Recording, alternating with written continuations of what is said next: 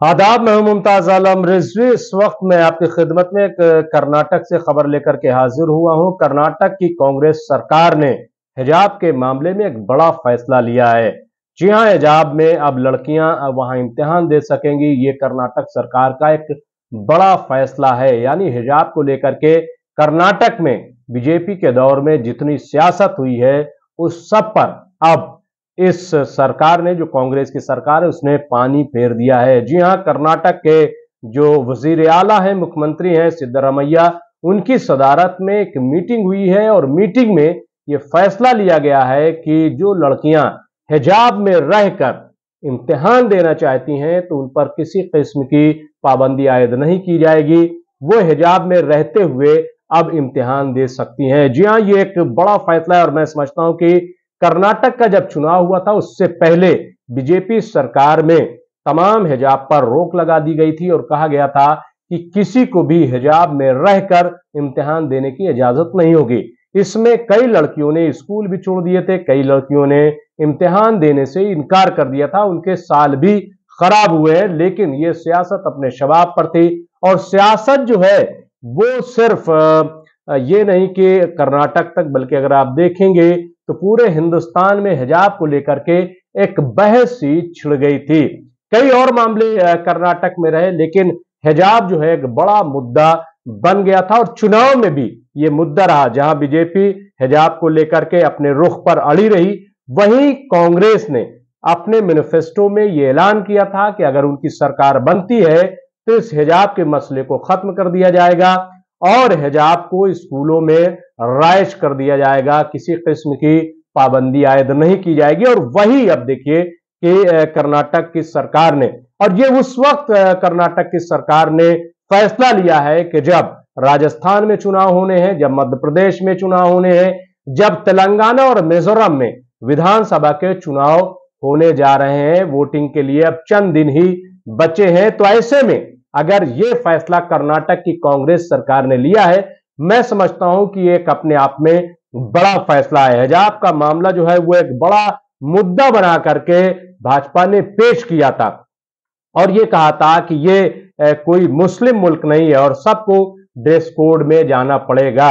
इसको आपने देखा होगा किस तरीके से इस पर बड़ी राजनीति हुई थी। लेकिन अब कर्नाटक की सरकार ने सिद्धरामैया की सदारत में यह फैसला लिया गया है। इसको लेकर प्रदेश के शिक्षा मंत्री एमसी सुधाकर ने घोषणा की है कि राज्य में मुस्लिम छात्राओं को सभी परीक्षाओं में हिजाब में उपस्थित होने की अनुमति दी जाएगी।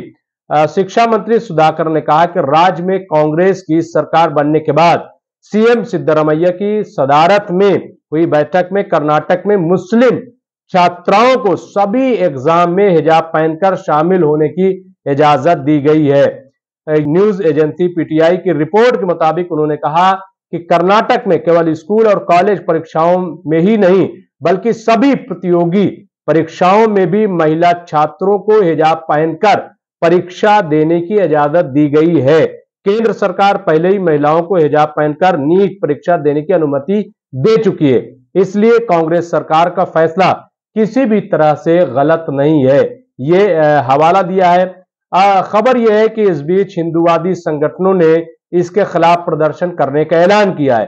गौरतलब है कि पिछले साल जनवरी में उडुपी जिले के एक सरकारी स्कूल में हिजाब पहनने वाली 6 छात्राओं को स्कूल से बाहर रोक दिया गया था और उन्हें जाने की इजाजत नहीं दी गई थी। इसके बाद बड़ा हंगामा मचा था और जैसा कि मैंने कहा कि एक सियासत जो है वो तेज हो गई थी। इसके बाद कर्नाटक में हिजाब को लेकर के बड़ा विवाद खड़ा हो गया था और कर्नाटक सरकार ने लड़कियों के स्कूल में हिजाब पहनने पर प्रतिबंध लगा दिया था। कर्नाटक सरकार के फैसले के खिलाफ राज्य भर में विरोध प्रदर्शन और हुए थे और मामला हाईकोर्ट तक पहुंचा, जहां कोर्ट ने क्लास के अंदर हिजाब पर बैन हटाने की याचिकाओं को खारिज कर दिया था। इसके बाद मामला सुप्रीम कोर्ट पहुंच गया। बहरहाल अब ये सरकार ने एक बड़ा फैसला लिया है।